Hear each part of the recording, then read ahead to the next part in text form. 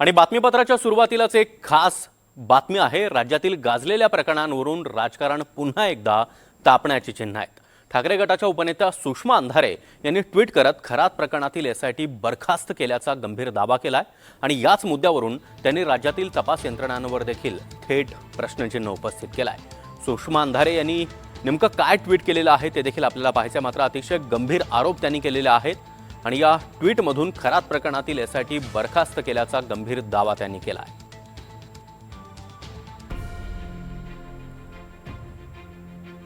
तर Porsche car अपघात प्रकरणामधील बडे बाप की औलाद विशाल अग्रवाल याला जामीन झाला, त्याचं जंगी सेलिब्रेशन देखील झालं। मुंडवा जमीन घोटाळा प्रकरणातील आरोपी शीतल तेजवानीला जामीन झाला। मुलुंड ते पुणे वाया सावरी सातारा ड्रग्ज प्रकरणामधील पाळेमुळं खणून काढू असं मुख्यमंत्र्यांनी म्हटलं असलं तरी तपास अधिकारी संदीप डोईफोडे यांच्या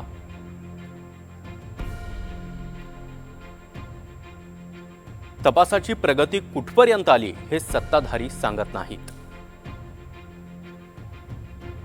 आणि विरोधक सभागृहात विचारत नाहीत। आता खरात प्रकरणातील एसआयटी बरखास्त झाली आहे असं म्हणे खरात चाकणकरला देखील ईडी आणि एसआयटी कडून क्लीन चिट मिळावी अशीच चिन्ह दिसतात। म्हणजे कसं हॅपी एंडिंग 2-3 महिने अधिकाऱ्यांना सुप्रीमो झाल्याचा आनंद,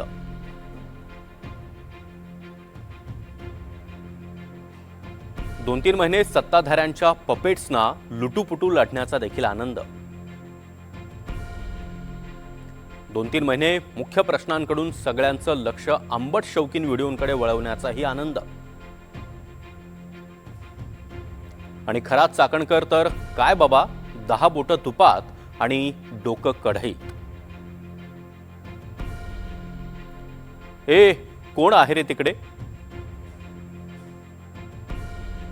5 अधिकाऱ्यांसाठी पद्मश्री पद्मविभूषणची शिफारस पत्र तयार ठेवा रे, अशा शब्दात सुषमा अंधारे यांनी जोरदार हल्लाबोल केलेला आहे। अजिंक्य धायगुडे आपल्यासोबत जोडला गेलेला आहे। अजिंक्य, खरात प्रकरणामध्ये एसआयटी बरखास्त झाली आहे का असा सवाल किंवा तसा दावा सुषमा अंधारे यांनी केलाय आणि त्याचबरोबर ट्विट करत सरकारवर जोरदार निशाणा देखील त्यांनी साधलेला आहे। अजिंक्य सागर, अगदी बरोबर आहे। सुषमा अंधारेंनी काही वेळापूर्वी जे ट्विट केलेलं आहे त्यांनी दावा केलेला आहे की खरात प्रकरणात जे बोंधूबाबा अशोक खरात प्रकरण आहे जे देशभर गाजलं होतं त्या प्रकरणात जी एसआयटी कडून चौकशी केली जात होती ते एसआयटी आता बरखास्त झाली आहे असा आरोप सुषमा अंधारेंनी केलेला आहे। खरं तर अधिकाऱ्यांनी याबाबत कोणतंही स्पष्टीकरण अद्याप दिलेलं नाहीये किंवा सरकारमार्फत देखील कोणतंही असं स्पष्टीकरण सध्या दिलेलं नाहीये। मात्र सुषमा अंधारेंनी जो दावा केलेला आहे की बोंधूबाबा अशोक खरात प्रकरणात जी एसआयटी चौकशी करत होती ती चौकशी बरखास्त करण्यात आलेली आहे आणि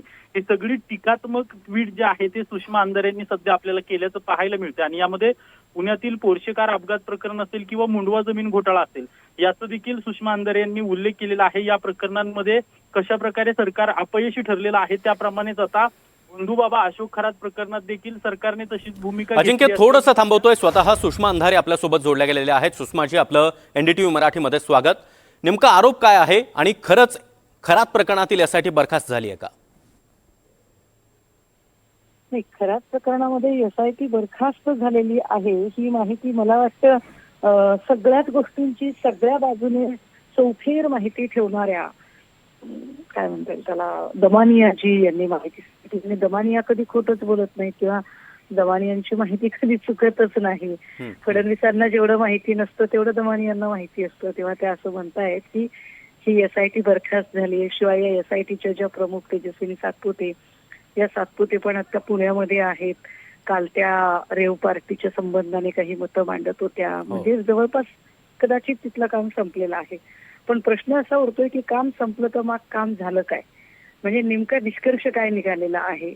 घरातला आत्ता सोडायचं आहे की अजून महिना 15 दिवसांनी सोडायचं आहे? कारण सोडायचं आहे असंच काहीतरी ठरलेलं असावं, कारण या संबंधाने जेवढे काही आम्ही नावं पुढे आणली त्यातल्या कुणाचीही चौकशी झाली आहे, गांभीर्याने त्याच्याबद्दल काही कारवाई झाली असं काही चित्र दिसत नाहीये.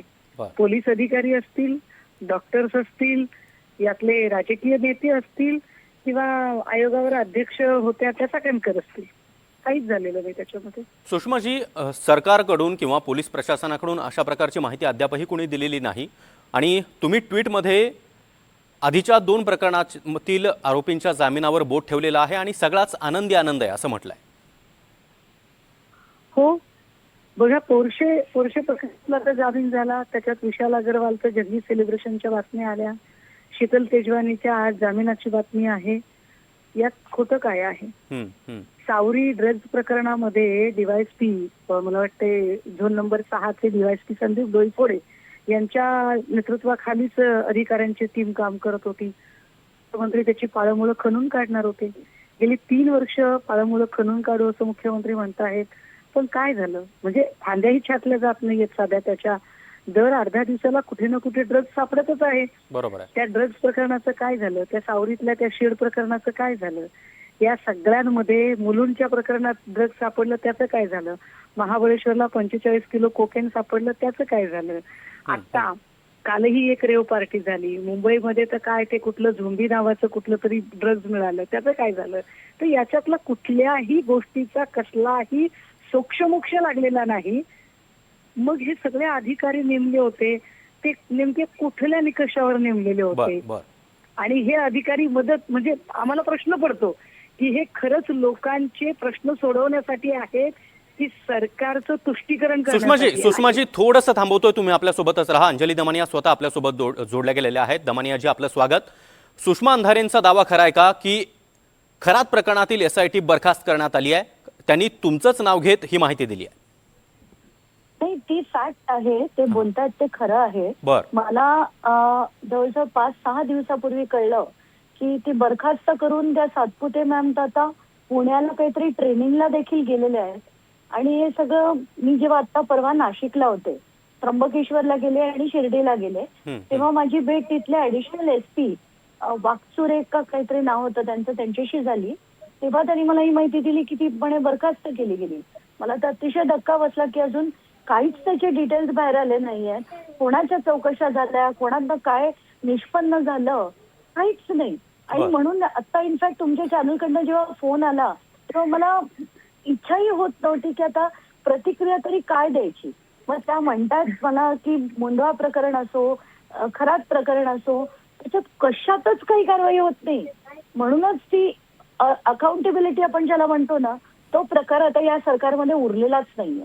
अंजलीजी, म्हणून आता अंजलीजी, कारवाईचा मुद्दा पुढे आला, मात्र तपास तरी पूर्ण झालाय का? आणि त्याआधीच SIT बरखास्त झाली आहे? त्याची काहीच कल्पना नाहीये. मी देखील हाच प्रश्न टेस्टिंगना विचारला होता, पण त्याच्यात काहीच क्लॅरिटी मिळाली नाहीये आणि खरंच कळत नाही की काय चाललंय काय या सरकारमध्ये. बर, सुषमाजी, तुम्ही आता ज्यावेळी ट्विट केलेला आहे त्यावेळी असा दावा केलेला होता पोर्शेकार आणि मुंढवा प्रकरण या संदर्भातल्या आरोपींच्या जामिनाचा. तुम्हाला असं म्हणायचंय की पुढच्या काही काळात खरातला देखील जामीन मिळेल? आतापर्यंतची जर एकूण मोडस ऑपरेंडसी बघितली तर जैन बोर्डिंगचं प्रकरण असेल किंवा मुंडव्याचं जमीन प्रकरण असेल, पोर्शिकार प्रकरण असेल किंवा खरातचं प्रकरण असेल, फलटणचं प्रकरण असेल किंवा अजून कुठली प्रकरण असतील, या सगळ्या प्रकरणातले आरोपी अतिशय सहजगत्या सुटलेले आहेत. अगदी फलटणच्या संपदा मुंडे प्रकरणातले तर आरोपींना भाजपाने तिकीट देऊन नगरसेवक म्हणून निवडून सुद्धा आणलेलं आहे. त्यामुळे आपण खरात आणि चाकणकर ज्या कॉन्फिडन्सने बोलत होत्या चौकशीच्या, म्हणजे ईडीच्या चौकशीला भल्या भल्यांना घाम फुटतो, त्या ईडीच्या चौकशीनंतर बाहेर आल्यावर बाई मैदान मारल्याच्या तोऱ्यात बोलत होत्या. त्यावरनं बाईंचा एकूण जर कॉन्फिडन्स बघितला तर तो इतका शिगेला पोहोचलेला होता की जणू सरकार आपण खिशात घातलेलं आहे. म्हणजे सरकार आपल्या तालावर नाचतंय की काय, अशा तोऱ्यात जेव्हा त्या बोलत होत्या, त्यामुळे आम्हालाही एका क्षणासाठी वाटलं की अरे हा, म्हणजे चाकणकर बाईंनी त्यांचं जे प्रभाव क्षेत्र आहे ते फार मोठं आहे आणि कदाचित त्या सही सलामत सुटलेले आहेत. कारण SIT प्रकरण असो, SITने एकदा बोलवायचा फारच केला त्यांना, त्या चौकशीत काय निष्पन्न झालं आणि पुढे त्यांना बोलावण्याची गरज आहे की नाही किंवा त्याच्यातनं काही धागेदोरे सापडले की नाही, यावर SITने कुठल्याही पद्धतीने काहीही मांडलेलं नाही.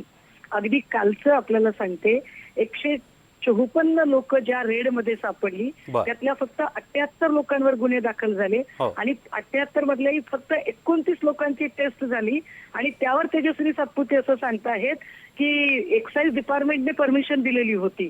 परमिशन दिली तर त्याचा कागद पब्लिक का केला नाही तुम्ही? बरोबर आहे. त्यामुळे पुन्हा हे सगळे जे अधिकारी आहेत, हे अधिकारीही आता यांची विश्वासार्हता आम्ही काय बोलायचं याच्याबद्दल.